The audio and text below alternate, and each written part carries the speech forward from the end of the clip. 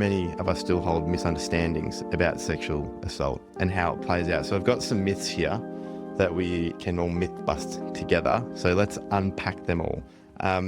We might actually kick it off with the myth that if you dress differently or cover up, you can protect yourself from being assaulted. I always want to meet that question with like, is it true actually that sexual violence is more likely to happen if there's a revealing outfit or there's skin on show? We know that it's not in the data and research. Right. There's so much that backs up the fact that there's not really a direct correlation between those two. There's lots of research that's come out in the last sort of 15, 20 years around that. There's exhibitions that have been held that show the outfits people were wearing when they dealt with sexual violence, and hugely varied. We know in the US Army, where they wear non-gendered uniforms and they're completely covered, sexual violence and assault is a real problem. So there's a lot of data there. And the question I always want to ask parents is, if we really want to disrupt this culture, we also can't be leading with a solution, which is, if you change the way you dress, then maybe he'll assault another girl.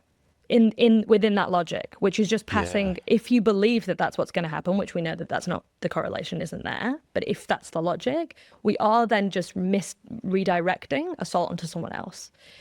And what makes a young person actually safe is having a relationship with safe adults, where when something happens, they can go and talk to a safe adult about it. Myth debunked. That was, what an incredible so answer. Understandable, that question though, hey? Like, you just want to help. Well, why do we think that myth then like persists in people's minds? Like, is it the media feeding us the wrong message? So many people still hold that belief. And it makes sense that they do it, right? Like when we go to schools, we see schools giving girls uniform codes, measuring their skirts. We grow up in a society that says that girls' bodies are inherently sexual. They are not inherently sexual. But we do grow up in a society and we're socialised as adults into that idea. Well, I think myth busted on the couch here at the very least. So we'll move on to the next one. And the next misconception about sexual assault is that most sexual assault is perpetrated by a stranger in the dark. Now, is this true, Angie? It's not.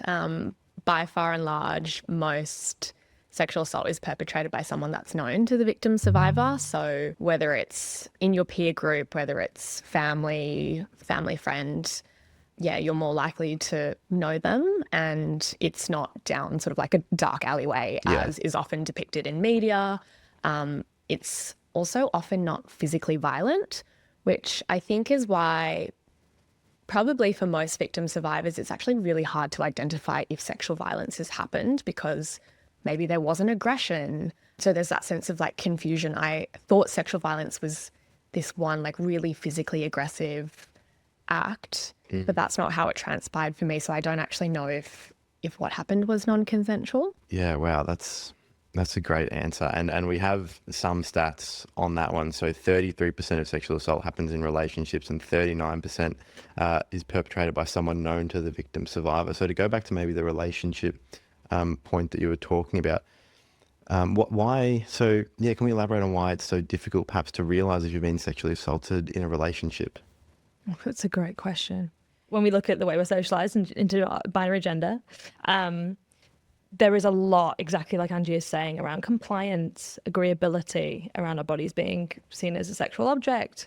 And there's a real culture in which young girls are victim blamed, not even just to us, but when we look at the media, when we look at how women are treated in movies, when we look at the representation of female sexuality and of femaleness and womanhood and girlhood, there's a lot in there around being conquered or being consumed or being agreeable.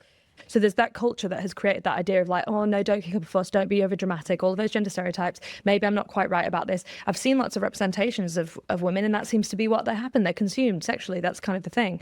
But then also the feeling of defining yourself as a victim or a survivor of sexual violence or sexual assault is a really, really painful thing to do. I think especially now we have so many beautiful narratives around empowering young women and girls, and it's really hard to say like, I've been disempowered or I've been assaulted or I've dealt with this, when there's so much stigma around it as well. So there's both all the things that come before it, and then also the society and culture we exist within that makes it really, really hard to talk about it. And then also that having to sort of take on an identity that you really never wanted to have, that now feels like something you have to hold. And it would be much easier for me to just not think about it and carry on as if it didn't happen. Thank you, Gina, for sharing your experience. Emerson, why do you think that like it's still a widely held opinion then? I mean, obviously you touched on it, Angie, that maybe the media is responsible. Do you think we're maybe trying to distance ourselves from the real issue, like on an individual level? I think a lot of it does come from that knee-jerk reaction to being challenged in that way, and especially for sort of men to acknowledge that the problem can be the societal structures where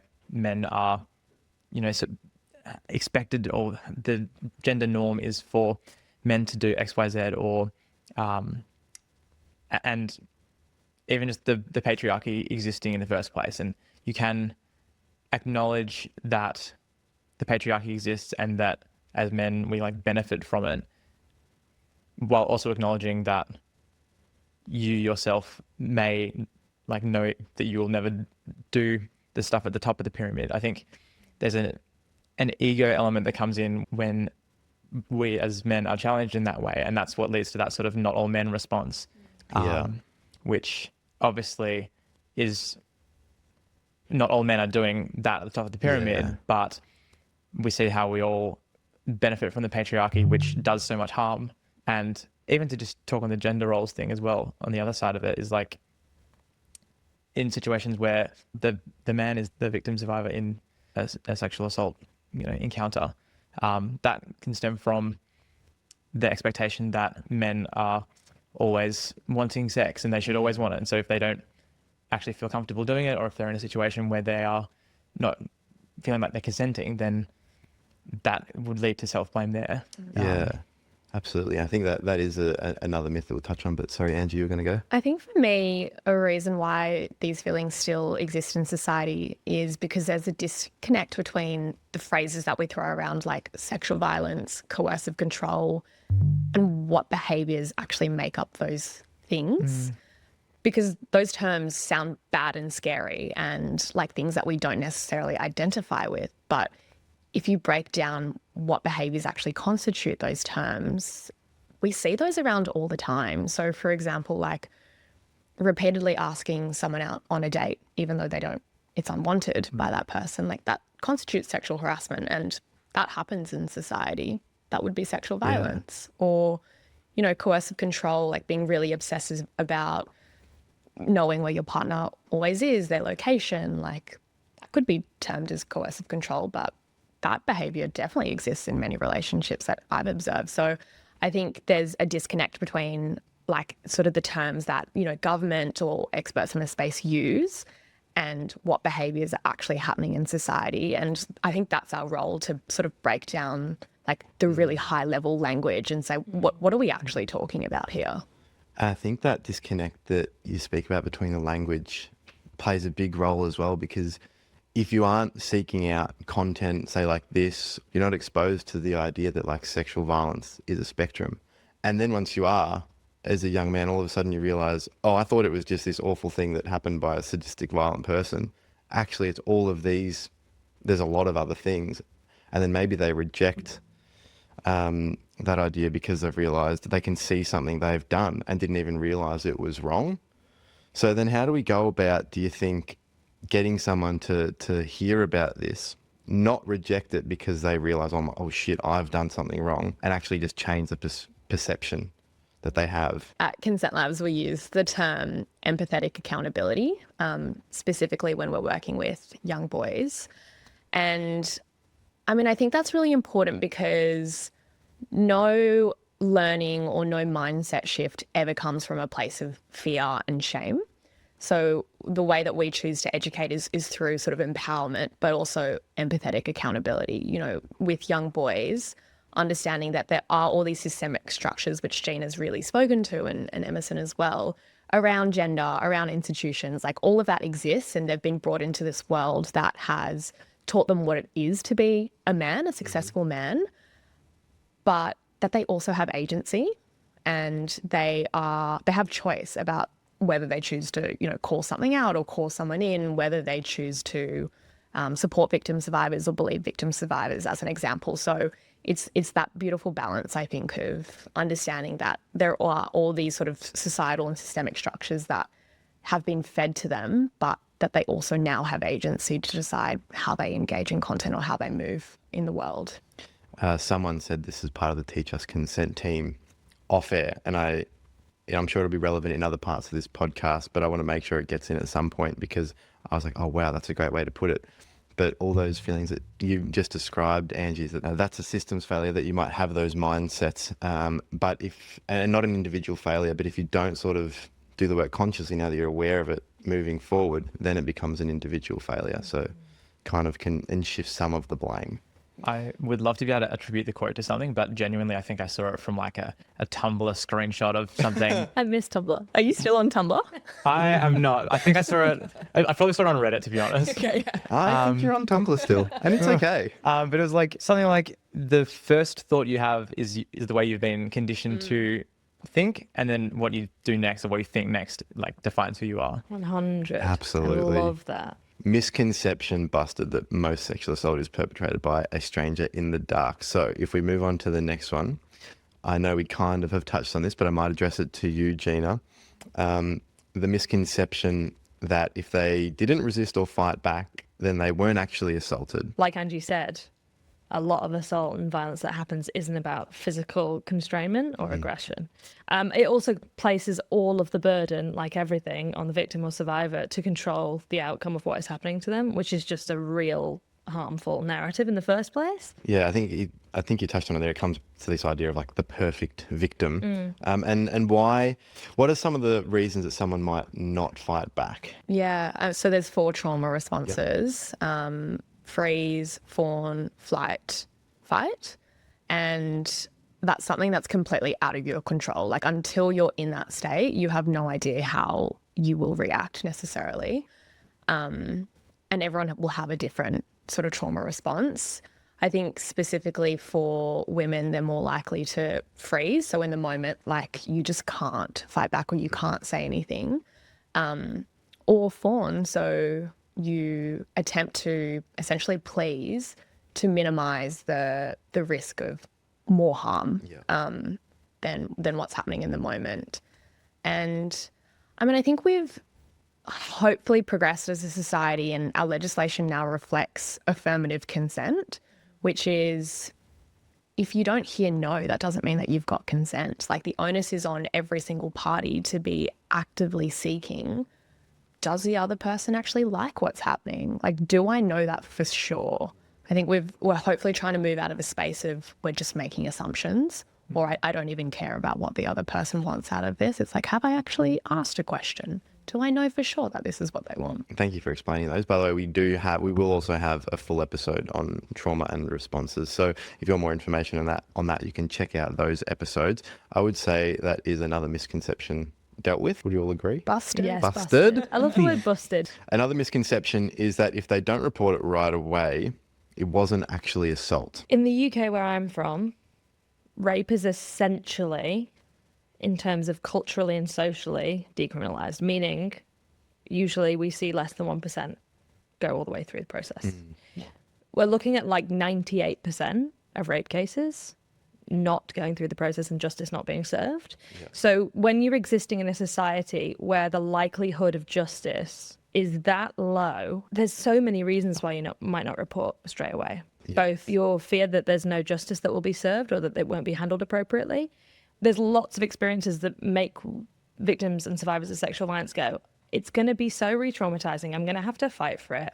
I don't know that I can even explain adequately, because of the trauma or the emotional response I'm having to it, or all of the internalization of victim blaming I'm doing myself, how to explain that to the appropriate authorities. To a report is to reveal to people around you that something has happened. It is a disclosure of sorts.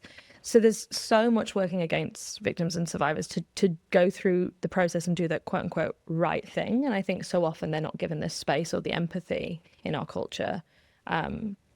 And those barriers aren't dissolved by our culture. And I imagine it would also come down to between realizing and reporting it to the police, which obviously comes with its own sort of barriers.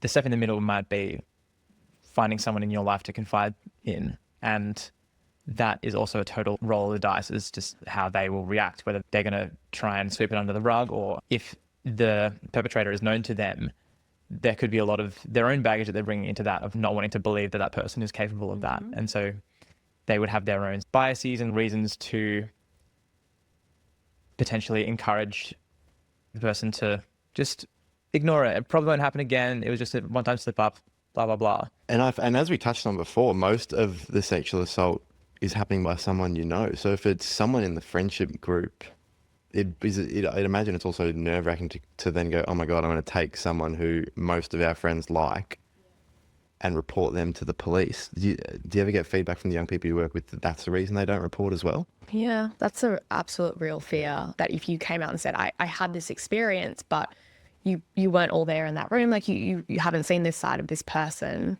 the fear of not being believed is a great barrier why victim survivors don't come out and share what's happened to them. The next misconception is that false accusations are common, or that women often lie about being assaulted. Is this true, everyone? Yeah, data doesn't reflect that. There's no data that reflects that as being true. And there's also I think I'm right in saying there's no other violent act in which that rebuttal is brought up as much. So there's no other violent crime in which that rebuttal is consistently brought up. Yeah. So I think that tells us a lot about, our attitudes towards women and girls, our, cultural beliefs around this problem and our social beliefs around this problem, because we just don't hear that. We don't hear, people lie about getting mugged all the time. We don't hear that. We don't hear people lying about someone breaking into their house. We don't hear that kind of stuff. Yeah, I think where there's, like a high profile instance of it, and people are sort of bringing that rebuttal of like false reports, like they're just doing this to get their name out there, which is so silly that it's even a misconception. And it does feel in bad faith, because they're not raking in the cash. They're not like getting so much benefit out of it. It is like traumatic through and through by the looks of things. And I do not understand why that's even a misconception. I think, for example, like you see it even in the case here in Australia with sports stars or sporting people, and victim survivors are like trolled through the media for wanting notoriety or wanting money or whatever it might be. But I think the reason why that happens is a lack of empathy for the experience of the victim survivor, or a real lack of understanding about all of the barriers that exist, like the barriers that we've sort of just spoken about here, and how hard it is to actually come out and then even to make the report. I think that's why it happens. Yeah, it's not a get-rich-quick scheme. No. And that is now sort of indelibly tied to your identity in the public eye. Like, no one would do that for clout, Yeah, absolutely. So I think there's a stat that says you're 0.1% likely to be convicted of sexual assault. So you are extremely unlikely to even be convicted when you have done the crime, let alone be falsely accused and convicted. You're more likely to be struck by lightning. Literally, there's a stat on that. So it's so unlikely. That's also tied to a secondary point, which is used as a kind of myth or a kind of distraction technique, which is that like false accusations are really dangerous because they ruin lives and that they're very common. Firstly, they're not very common, as we know from data. But I also wanted to say it's so normalised for us to see those men in positions of power who have perpetrated these really, really violent acts. And it just makes me really sad, because how unlikely are you to come forward if you've been able to somehow battle through all the other barriers within yourself, with your family, with help seeking, with all those things, if that's the main narrative. I totally understand that feeling of like helplessness. And just to circle back to the misconception about false accusations, obviously having a lack of empathy is one reason where that misconception comes from. Where do we think, maybe from a male's perspective, Emerson, the fear comes from outside of the lack of empathy? It could just come from that lack of understanding that there are the systems at play, and that almost that pressure on young like men and boys to not do the wrong thing. If this narrative is prevalent about false accusations, then I could totally see why a young man would feel like the odds are stacked against him and feel like that he could do everything right and still have his life ruined in this way. And again, we see that his life, wouldn't be ruined necessarily. He could end up in extremely powerful positions. But I could see why that could be used to just demotivate and de-energize young men who do want to do the right thing and are motivated to learn about how to work to move society in the correct direction, I guess. I feel like the forces that are pulling young men in the direction of don't worry about it, the patriarchy is not a thing, etc., etc. I feel like that would be a tool that's used by them to say, hey, look, you could do everything right and still have your life ruined.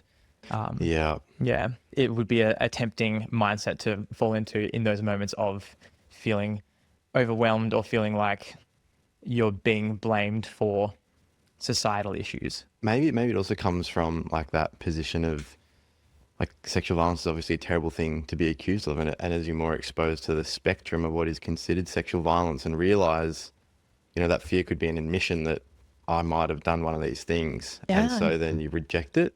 Yeah. And then if you reject it, and like you said, the patriarchy ensues and that system continues, and you don't have to have any accountability. Exactly. I think that's a big thing in our culture generally around these topics for all of us, is like what they require is us to really look at ourselves, whether we're adding, upholding that culture or contributing to it, or whether we're not really, but we're also not doing anything to disrupt it. Even inaction becomes something that's like, I don't feel good about my inaction. I might not be adding to it, but I'm not doing anything to help it. All of this requires us to look at ourselves. And I think that can be really tough work. Like that can be really scary. It's uncomfortable. Yeah, it's definitely. I think that curiosity of just looking at your thought patterns, looking at it with curiosity and saying, all right, hold on, why am I thinking this way? What am I doing? Do I want to be doing this? Yes, no. If not, then what can I do instead? Yeah. Geez, like great answers and conversation again there. I'd say another misconception busted. So you've probably heard it before when the conversation turns to sexual violence against women, that some men respond with, well, men get assaulted too. And sometimes they bring up examples like an older woman, pinching their arm or saying inappropriate things to me, and they present that as if it carries the same threat of violence. And yes, men can absolutely be victims of sexual violence, as we're about to get into, but that response that men have to bring up the other side of it isn't necessarily about acknowledging male survivors. A lot of the time it's just as a potential way of avoiding accountability, because we're not taught to sit with uncomfortable feelings, and especially when thinking about harm caused by men. So instead, men might deflect and talk about sort of whataboutisms, and it shifts the conversation away from the real issue, which is the overwhelming reality of male violence against women. And it's the same sort of instinct that fuels the classic not all men type of defense. And so instead of reckoning with the prevalence of gendered violence, the focus gets redirected, minimizing experiences of those most at risk. So I just wanted to kind of acknowledge that before discussing this next misconception, which is that men can't be assaulted because they always want sex. That's not true. Busted. Bust done. Hit the end. Next one. And also, this isn't pie. It's not like if I take a slice, you can't have one. Like, there's space for us to create room for everybody's experience of sexual violence of every gender. And there's very unique challenges for male victims and survivors, right? Like help seeking, when you've been socialized to not talk about your feelings or not be vulnerable, when you haven't been socialized and supported to have the tools of that like innate self-reflection, like being able to sit down and talk vulnerably when the expectations placed on your gender to be strong, to fix things on your own. Like the masculinity is tied to your conquering of sex, and that being assaulted would be somehow diminishing of your masculinity. There's so many challenges there for male victims of sexual violence. And I don't think we talk about male victims of sexual violence enough. And I actually think it's a really missed opportunity, because I feel like victims and survivors of all genders coming together to talk about their experiences, the unique challenges of help seeking in each case, would be a really transformative way to hold space in this work. It would really help us to understand and relate to each other and realize we all have different experiences of this. Angie, I know you touched on this earlier, but how do you think the pressure to increase body count means that men might have sex that they don't actually want to have? Yeah. And how might this then affect the way male victim survivors process that? Yeah. I mean, I think it's such a real thing. Like, I remember being in school and on like a Monday morning, like everyone would come together and be like, well, what did you do on the weekend? And like the question is really, did you get with anyone on the weekend? And the inference is, if you did, then you've got social clout. And if you didn't, then something's wrong with you. Yeah. I feel like that is very much still the dominant prevailing culture that exists amongst society at the moment, but that the gendered norms are very different. That if a guy's body count is higher, then that's like a sense of conquest, as Gina's sort of been speaking to, whereas on the adverse, if they haven't engaged in something, that's not masculine or they're not a real man, so there's something wrong with them. So I think like that's how peer pressure starts to build, and it can be hard to go against the grain, as we've been speaking about. Like everyone wants to feel that sense of belonging, and particularly when you're in high school, like you just want to be a part of the group. So you can absolutely start to see how like you want to turn up on Monday and say, yeah, like I also did something on the weekend, even if maybe that's not what you really wanted to do. Yeah. I feel like it comes back a lot to what you mentioned before, Gina, briefly about talking about your feelings, which you're not necessarily socialized to really do as a guy. It's just be angry. That's what you can feel. Yeah. And that's it. Whereas Angry, like, happy, banter, silent.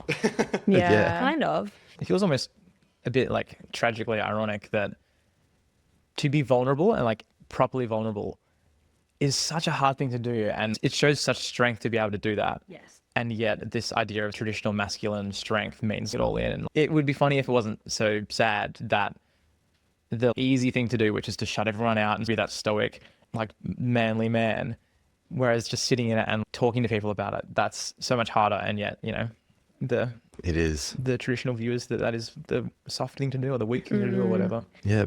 I'm going to throw something out there that I don't know exactly.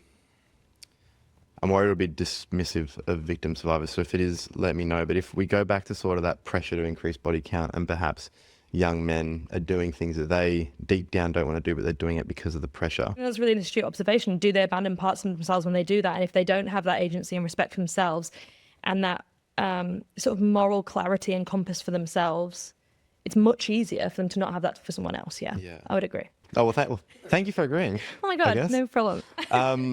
Well, great work, everyone, on debunking these misunderstandings. It was a great conversation to be a part of, and I'm sure anyone listening will feel the exact same way. And I mean, even if you're able to have these conversations respectfully within your group of friends, I think it's so eye-opening just to talk it out the way we have. So thank you for being a part of that.